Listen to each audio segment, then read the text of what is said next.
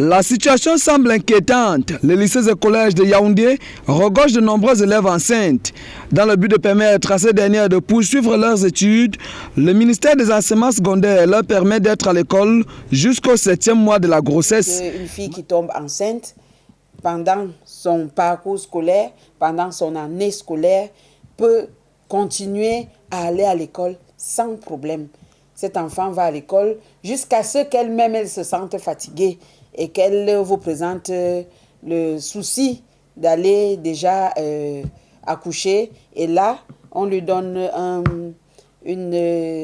certificat qui permet qu'elle ait un congé de maternité. Dans les lycées, notamment à Abankongwa, les élèves enceintes bénéficient d'un suivi particulier allant jusqu'aux soins médicaux. Nous accompagnons ces élèves dans leur état de gestation et nous permettons que ces élèves soient suivis d'abord par l'infirmerie de l'établissement, après les avoir recensés. À ce jour, nous avons 4 filles enceintes. On veut juste montrer à la jeune fille que le fait de tomber enceinte ne fait pas d'elle un paria de la société.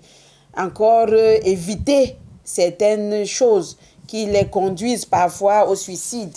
Parce que quand une fille tombe enceinte, de peur d'être exclue de l'école, elle va tenter de se faire avorter et parfois par des voies qui ne sont pas orthodoxes. Nous savons ce qui arrive à ces filles.